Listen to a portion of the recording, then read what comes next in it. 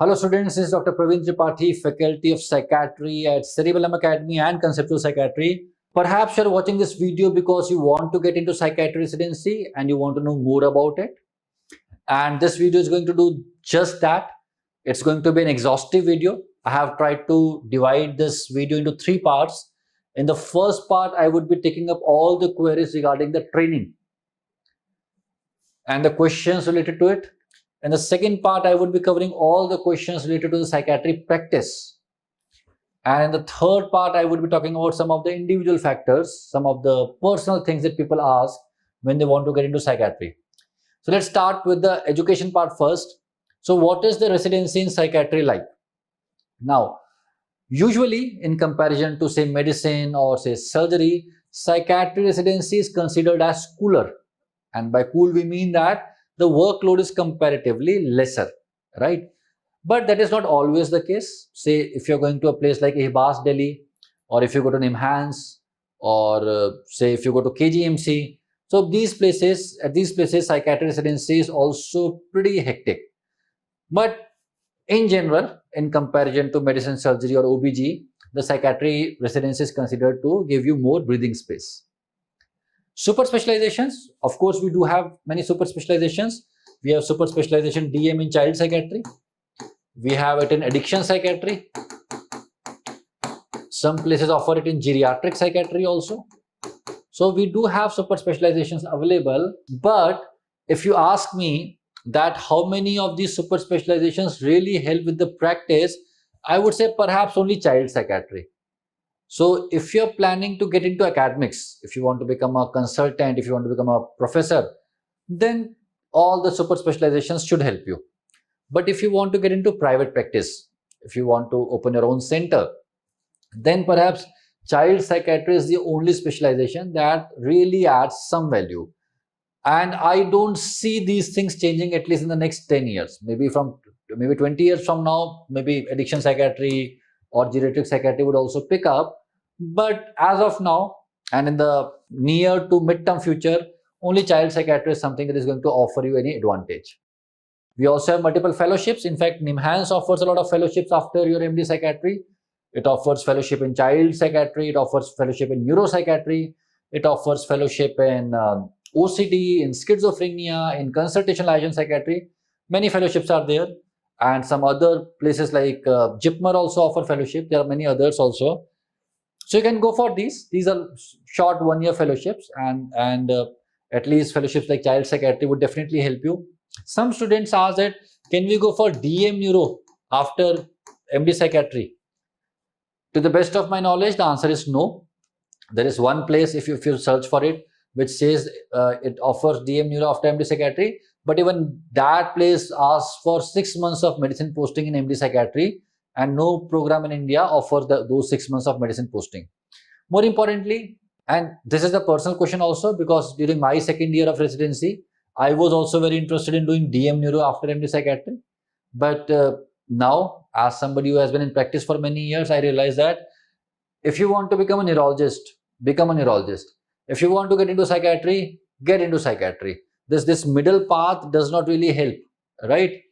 So there is no real advantage of doing DM neurology after psychiatry. If you think I would see neurology patients also, psychiatry patient also, doesn't really work. This is not how patients approach a doctor, right?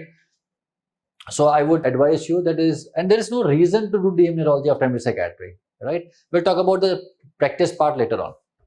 Research opportunities are almost non-existent in our country. NIMHANS offers some research opportunities. Apart from that, I don't think any other place really offers you any research opportunities. If you are interested in research, probably going outside India would be a better approach. Need for senior residency. Now, psychiatry residency of 3 years is usually sufficient in most of the cases. If you want if you want to get into, if you want to get into academics, then of course you have to complete the 3 year of senior residency. But if you plan to get into practice, private practice, I think 6 months to 1 year is what you need. In that amount of time, you become more fluent in seeing the patients, you become more confident in seeing the patients. And if you want to learn ECT or RTMS, that you would learn. I also did senior residency for 6 months only, and after that I jumped into private practice. This is also important Because see, if you want to get into private practice finally, the earlier you start, the better it is going to be. Because there's some period, there's some lag period before the practice gets established. So when you're young, when you are in your late 20s or early 30s, when you are energetic, you should be spending that energy in building up your practice rather than working in a hospital or working for some corporate. So this is one good thing that you can start your academic your professional life pretty early. But if you want to get into academic institutions, then of course you have to complete the 3 years of senior residency. How important is language issue? If you are from a North Indian state and if you are getting a residency in a southern state, or vice versa, if you're from South India and getting something in North India, should you consider it? I think you can consider it. I did my residency from Hivas, Delhi, and I had a junior who was from Tamil Nadu. He did not know a single word in Hindi in the beginning, but in 6 months he learned it. So whether you're going to South or whether you're coming from South to North, you can spend 5-6 months, you can get some hold on the language, and that should help you with the residency, right? So I think you can definitely do it. People sometimes say that you have to talk a lot in psychiatry, so language would be a big problem. It is not a big problem. It can be a problem, but you can learn the language, no big deal. So can I do residency from a private college or a college where the clinical exposure is less? See, if you want to go to a private college or where clinical exposure is less, that is okay. Because if you feel that after residency you're not well equipped to see the patient, rather than doing this senior residency for 1 year or 6 months, you can do it for 2 years or maybe even 3 years, right? So you can always pick up the clinical skills or learn the skills later on. As far as the content or the theory part is concerned, now we have all the apps for residency also. Those things you can learn from the apps also. Practical part, patient part, where you have to see the patient, for that you can always do the SR shape, and this is what many people do. I mean, when I was doing my PG from Ibas, many people who went to colleges where the clinical exposure was lesser, they would come spend 1 or 2 years in SR shape, would become as fluent in seeing the patients, and then they would go up and set up their practices. So not a big deal. Patient exposure in PG sometimes is given too much of stress by the students. They are too worried that the patient load is less. But in medicine, you have to learn throughout your life. If you feel that the exposure was lesser in PG, you always have other opportunities like in SRship. Should you go to medical college for your psychiatric residency, or should you come to a place like Hivas Delhi or CIP Ranchi or Nimhans Bangalore? So both of them have their own advantages. Say a place like Hivas Delhi. So I did my PG from Hivas Delhi. Now it offers multiple things. There is psychiatry emergency. You get to see patients of catatonia. You get to see the patients of neuroleptic malignant syndrome. You get to see all the kind of EPS. You get to see patients who have high suicide risk. All these things you get to see. You have got psychiatry ICU.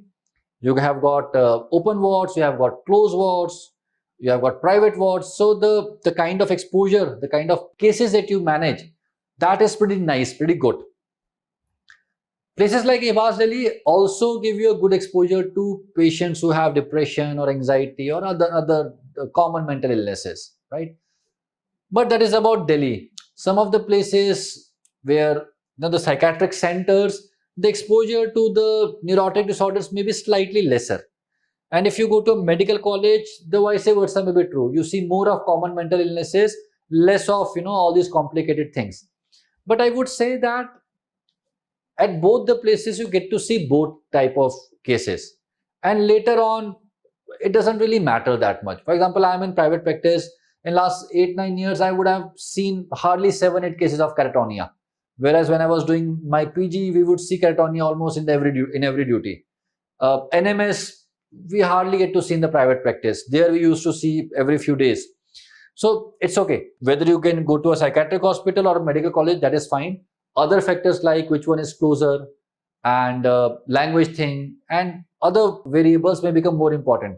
If you can get to Hivas Delhi, I usually say choose it. It really offers multiple things. But if not, then there are multiple hospitals. If we talk about Delhi, LH is good, RML hospital is good, Safdarjung is good. Similarly for other states. Can I go abroad after doing psychiatry? So yes, UK and Australia. It's pretty easy to migrate to UK and Australia. UK actually very easy. I think you just have to pass a language exam. Although UK doesn't pay you well. Australia I think pays more, but slightly tougher process. But in general, it's very easy to migrate, right? Many of my colleagues migrated to UK or Australia and they did not find it difficult. So how about DNB? So DNB psychiatry is also okay, right? You can do it. If you are not planning to get into an academic institution, probably DNB doesn't really offer any disadvantage. If you are planning to get into an academic institution, I think MD should be chosen over DNB. Even if you have to go to some periphery for MD, that should be chosen. But again, DNB, please ensure that you are going to a place where the pass rate is good. If the pass rate is not good, I would suggest that go for a peripheral college MD over DNB. Diploma, it's okay. You can, after diploma, you can go for your secondary DNB. And as far as the private practice is concerned, it doesn't really matter whether you do DNB or diploma or MD. Students sometimes think that patients look at your degree and then they come. That is not true in all the cases. In some cases, maybe. And you know, in medical practice, it's finally the word of mouth publicity. When you start seeing patient and they start getting better, then they start telling others about you, and that is how the practice grows. So private practice, if you are planning, I don't think you would have any major disadvantage. Maybe a little bit, but not so much. Academic institution, definitely MD over DNB. And if the pass rate is not good, then please don't go to that place. Learning opportunities may be definitely lesser, but then you can always do the SRship. But overall, I would always advise MD over DNB if that's possible. All right, let's now talk about the psychiatry practice. So, setting of the practice. Now, most of the psychiatrists work for themselves. They open their own small clinics and then the clinics keep getting bigger. So, majority of the psychiatrists work for themselves. Some psychiatrists with an entrepreneurial mindset may start their centers, inpatient centers. Some psychiatrists go into corporate hospitals and then small number stay in the government setups. So, for majority of the psychiatrists, own practice is what works the best. Now, sometimes people think that in psychiatry practice, it's all about counseling or psychotherapy. That is not true. Majority of the psychiatrists do the pharmacotherapy. There are very few psychiatrists who are very psychologically minded. They prefer giving therapy sessions themselves.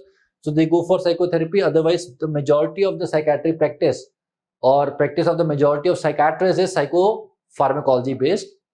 It's pretty similar to any other branch. A patient comes, you see the patient, you make the diagnosis, you write medications, you send the patient back, right? Most of the psychiatrists have clinical psychologists or psychologists in their team. The therapy part is usually taken care by them. Why don't more psychiatrists do psychotherapy? Because it requires a lot of time, and if you start giving sessions, the number of patients that you can see becomes very less. So practical considerations come in between. And that is why most of the psychiatrists end up doing the medical practice, thus pharmacology practice. Jobs is a problem in psychiatry.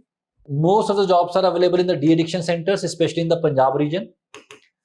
If you go to a corporate hospital, you can get a job, but they would not pay you a fixed salary.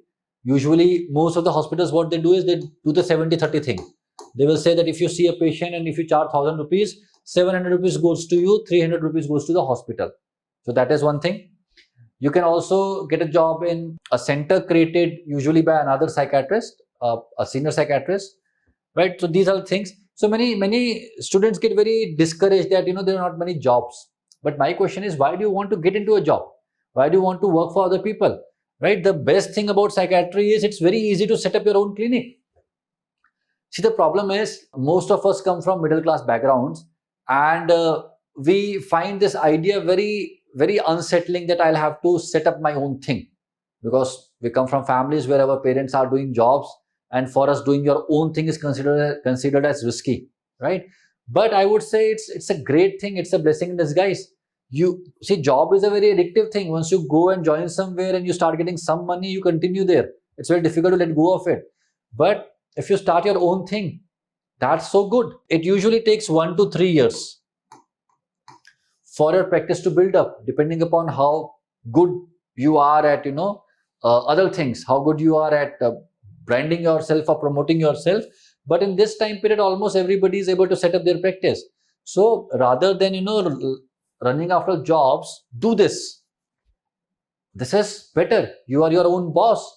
You don't have to take permissions for vacations. Whenever you want, you can take the vacation. And see, it has its own charm. When you work for yourself, you work better, you work harder. you provide better services to your patients, and you do better for yourself also. Why do you want to give somebody this 30%? If you don't want to do it, this is also a good idea. I started with this. I joined a small hospital, and 1 year or 1.5 years, I built up my practice. When I had enough patients, I shifted to my clinic, right? And it's very easy to set up a clinic in psychiatry. All you need is a small place, a table, a chair for yourself, 2 chairs for the patient, 1 chair for a receptionist, and that's it. You can start the clinic that easily with like minimal investment. So I think this is one of the greatest thing about psychiatry practice. People don't really realize it because of our mindset. We feel that our work is dangerous. It's not. It's the best thing. Procedures in psychiatry are increasing. Now RTMS, transcranial magnetic stimulation, is becoming very popular. And ECT used to be there, but ECT has got a lot of stigma attached to it. So if you are doing your own practice, perhaps you would not be giving many patients ECTs. Although ECT is such a wonderful method of therapy, but because of the stigma, I don't do it. Nowadays, new things are coming up. Ketamine clinics are coming up, right? All these things you can do. People who want to make more money, who want to generate more revenue. So, when you do a procedure, it of course generates more revenue. So these things are coming up in psychiatry. I mean, they are not coming up. They have become quite mainstream now. If you want to make a lot of money, and if you are ready to take a lot of headache, open an inpatient center. Even in a place like Delhi, the number of inpatient psychiatric centers you can count on fingers. And if today I want to send a patient to, in fact, I was having this conversation with one of my juniors, that if today we want to send a patient to a private setup, which does not charge a lot, charges 3,000 rupees per day, we don't really have many centers. Either we have government centers, or we have very expensive centers which are charging from 7,000 per day or 6,000 per day. Not every family can pay 2 lakh rupees per month, right? So there's a lot of gap here. And the same is true for other cities also. But running an inpatient psychiatric center needs you to work harder. You have to do rounds twice a day. You have to take care of sick patients. You have to ensure that nobody is getting hurt. If the patient is aggressive, then you have to ensure that you are on the top of the treatment. So all those things you need a team. But if you are somebody who wants to work with that, who has that entrepreneurial mindset, that's a great opportunity. Inpatient center and de-addiction center, right? In India, it's yet to happen. I mean, look at the US. They have got such big chains, Betty Ford and whatnot. In India, all of these things are yet to be done. Somebody would do it. There is no dearth of patient. There is no lack of patient. And when you need an admission for psychiatric disorder, you need an admission. So there is still a lot of gap here. If somebody wants to really work in that direction, he would or she would do great. One of the good things with psychiatry is offers you a good work-life balance, right? I mean, once you are done with your residency, you don't really have to do the emergencies. You can come back to your home and sleep, and you can have a nice work-life balance. So that is definitely a good advantage. Money. So most of the students are interested in money only, and rightly so, right? Everybody works, everybody studies to finally make money. There's a lot of misconception about money in psychiatry. When I was a third year or second year PG, even I was very demotivated, because my seniors used to tell me, who were doing SRship or who were APs, that there is no money in psychiatry. They used to tell me that there are no jobs, and it's going to be very difficult, and you would not be even able to make 80,000 rupees a month or 90,000 rupees per month. And I used to feel very bad about it. Then what I did, I talked to some of my seniors who were in the private sector. I still remember the name of this senior of mine. He was my senior from UCMS also and ABAS also. His name is Dr. Siddharth Chilani. He used to practice in South Delhi, and I would talk to him, and he would encourage me a lot. He was into private practice, and he used to say that I am doing so good. It's been only 1 year or 2 years, and he was doing pretty good. And he used to tell me the numbers, and the numbers were good. And he used to say that I am doing so good, and he would tell me that you are also pretty good and you would do great. So what perspective you get depends upon the person whom you talk to. If you're talking to a person who is an assistant professor in a medical college, he does not really know about the scenario outside. The life in that medical college is very different from the life outside. So sometimes they are the people who did not go outside, who did not try private practice, or who were too scared to do private practice, or who themselves were dissuaded by somebody else. So they have a very pessimistic view. As far as PGs and SRs are concerned, they have no idea about what is happening in the outside world. So like Dr. Chilani, I also got into touch with one of the senior doctors, Dr. Sanjay Chog. He's a very famous doctor in Delhi. And I talked to him and he was like, "Yaar, koi problem hi nahi hai. There is no problem. Start practicing and you will see a lot of patients." And the reason why I'm telling you this is I have gone through that phase where I was demotivated by multiple people. All of them were in the government setups. But when I used to talk to people who are in the private setup and the successful ones, they used to encourage me. And as a person who has been working in the private sector for quite some time, I would tell you that money is never a problem in psychiatry. Simple reason. Say your fees is 1500 rupees or say it is 1000 rupees in the bigger cities, right? And you see, say, how many? So you want to make, say, 3 lakh rupees per month, right? For that, you have to see just 10 patients. If your fees is 1000, only 6 patients if your fees is 1500 rupees. Do you think that you would not be able to get 5, 6 or 10 patients? It doesn't work like that, right? There is no dearth of patient and there is no problem of money. People have this misconception and some of you might be thinking that probably you were able to do well. That's not the case. A couple of days back, I was just talking to one of my juniors who is practicing in Kurukshetra. And he has been practicing for like 5-6 years now, 4-5 years now. And he was telling me that he sees 50 patients a day.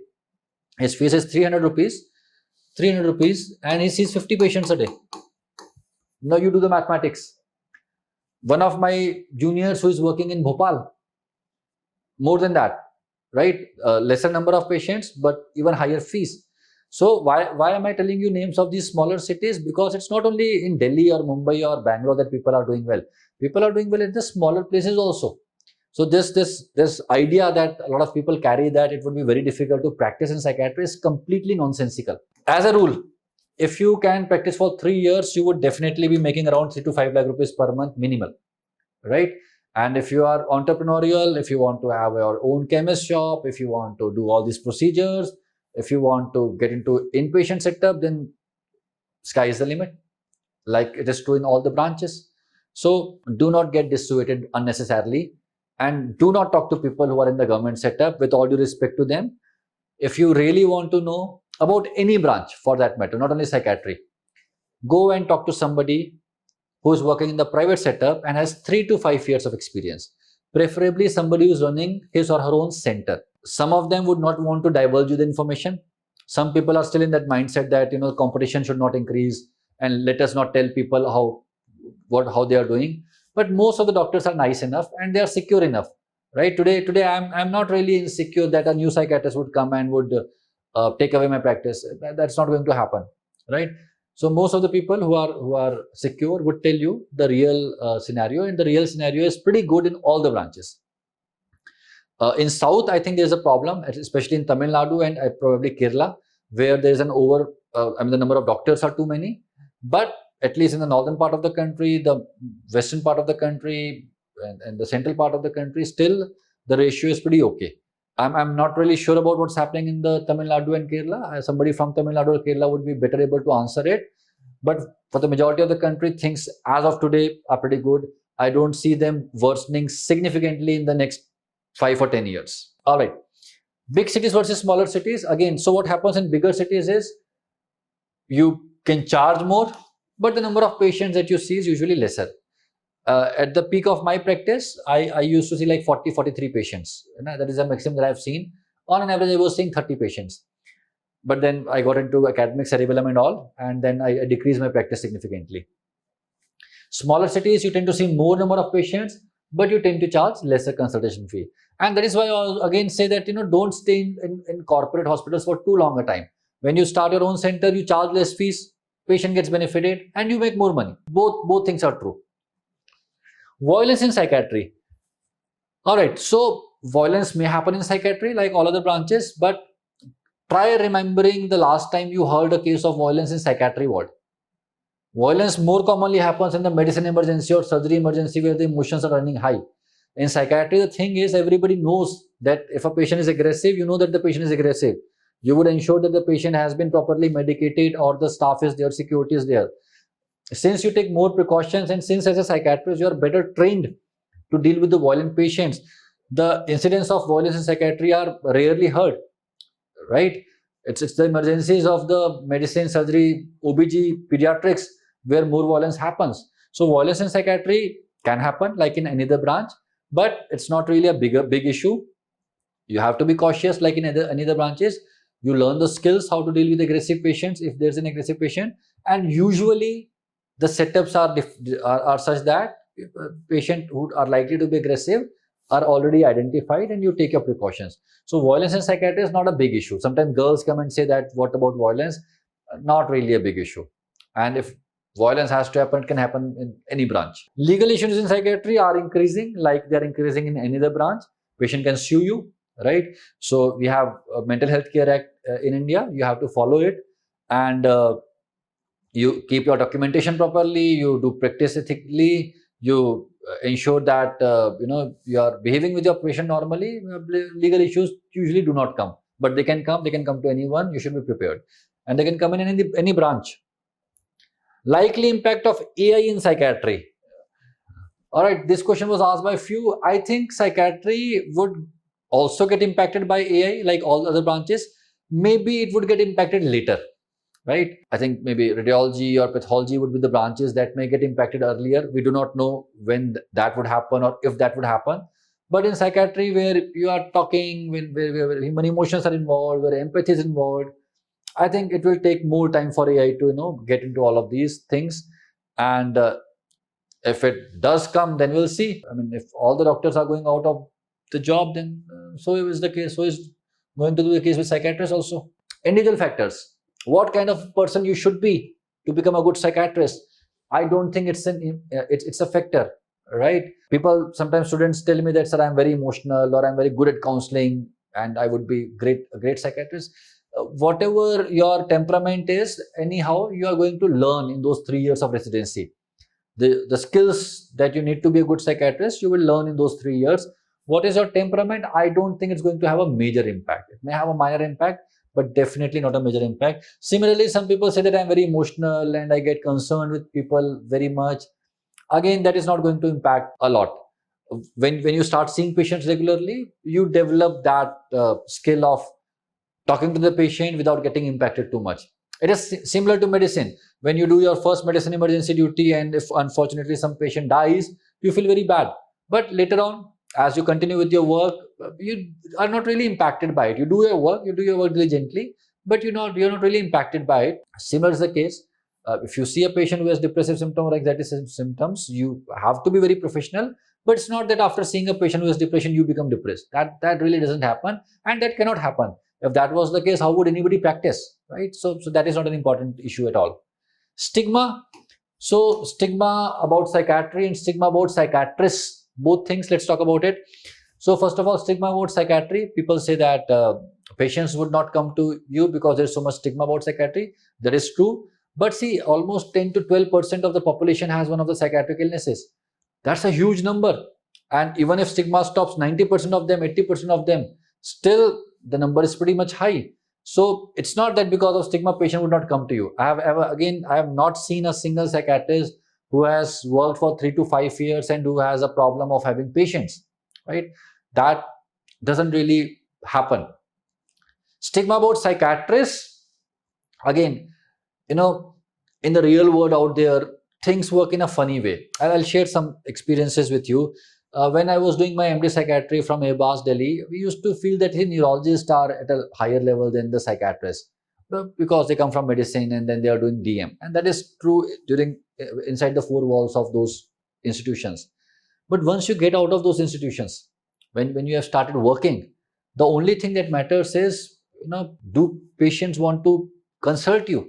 If you're a psychiatrist and outside your chamber, 20 people are waiting, and if you have any other branch and there are not many people who are wanting to see you, immediately everything changes.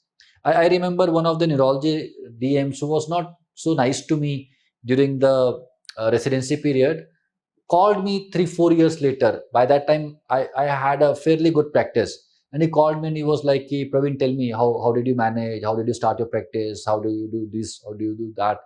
Finally, in the real world outside the medical colleges, your degree and the place from where you got that degree, all those things are not so important, but how you are doing becomes much more important. And, when you become successful, when people get to know about it, all the stigma goes out of the window. So don't get too worried about all these things. I mean, all of us have faced that. Sometimes in the beginning, we also had all of these, thoughts that how would people react and what would people say. And when things start going in your direction, nothing matters. Nothing really matters. So don't worry about the stigma. Once you become a good doctor, once you become a successful doctor, everybody would be, wanting a piece of your time. Why do we hear negative things about psychiatry? Again, a lot of people don't know about it. If you talk to people from your parents' generation, at that time psychiatry was not so good. All the patients were having some kind of psychotic illnesses, and we did not have treatment methods. And some of the treatment methods were very crude. If you're talking about 30-40 years back, so that some people carry that mindset. Some of the people who are working in the government hospitals, again, they carry that mindset that it's difficult to do practice because they never got out of the medical colleges to do practice. And again, if you go to somebody who's practicing, then you would find positive reviews or positive views. It all depends upon the person whom you're contacting. So if your PG who does not know anything about the real life practice is telling you something, you do not really have to care about it. Parents would never want you to become a psychiatrist because of the stigma and all. Even my mother did not want me to become a psychiatrist, but today she is very proud of me. This is what happens. People have a lot of notions, but once you get some success, people are fine. So if you want to become a psychiatrist, despite hearing some negative views, please go ahead. As I discussed, there are multiple good things about this branch. All right, can people who themselves have anxiety disorder or depressive disorder or psychotic disorders, can they pick up psychiatry? I would say yes. Why not? And would practicing psychiatry make their illnesses worse? There is no reason to believe that. Why would that happen?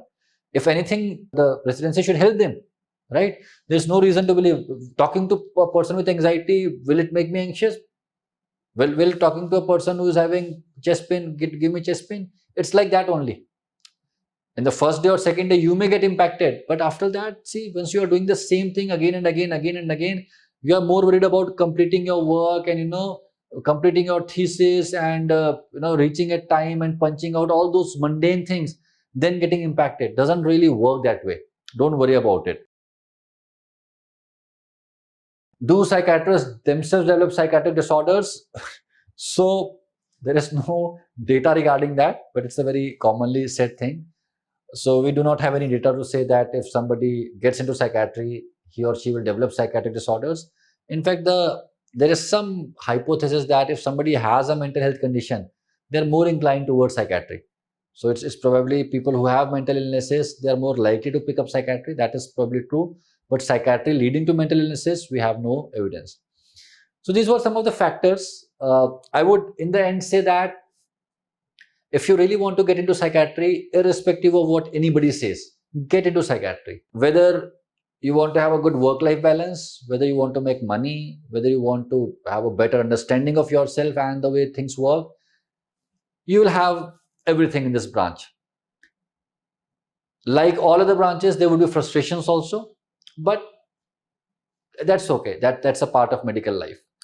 If you're somebody who never likes psychiatry, do not get into psychiatry. That is also true. Psychiatry is slightly different because you have to talk more, and sometimes people feel it's not medical enough. In fact, I was one of the person who was very unhappy with psychiatry in my second year and a part of third year also, that it's not medical enough. Because at Hibasna, there used to be a lot of therapy sessions, psychotherapy sessions. We had to take multiple psychotherapy sessions. There was a lot of discussion about psychosocial work and all of that non-medical part, and I never enjoyed that part at that time. And I used to feel that I am a doctor, I want to talk about receptors and all these things and tracks and everything, and I don't want to get into this psychosocial nonsense. But when you get into practice, you realize that you can practice psychiatry as biologically as you want. And now at this level, I also understand the significance of psychotherapy. Psychotherapy is very important. If you're getting into psychiatry residency, one suggestion would be always respect the psychologist who is there in your department and learn from that person.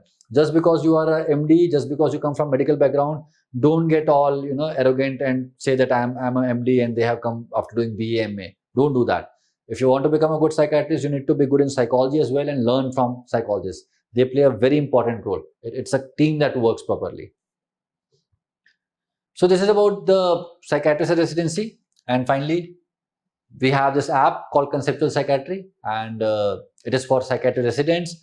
And the thought process is that whether you go to a big college, whether you go to a small college, a private college, or a government college, a peripheral college, a central college, everybody should have access to good resources. And that is how all the conceptual apps are built. So you can get into Conceptual Psychiatry app. We have got multiple good teachers. Dr. Andrade, who retired from Imhans, is a part of it. There are people who have done their DMs in addiction psychiatry who are teaching addiction, fellowships in child psychiatry who are teaching child psychiatry. I am also taking up some part. So there are multiple teachers there. You can see the app, and of course you get the notes, and we are adding MCQs and mock exams will be there. So the learning part you can definitely take care of with the help of the app. Now the app is there, so even if you feel that you are not being taught so well in the institute or college that you have joined, you can always come and study from us. So this is about the psychiatry as a branch, and I hope I was able to answer most of your questions. These were the questions that students were asking. And if you are coming to the psychiatry, welcome to the branch, and it would be fun. It would be challenging at times, but it would be fun. And if you really want to become a psychiatrist, irrespective of what anybody says, go for it. You would not regret it. All the best.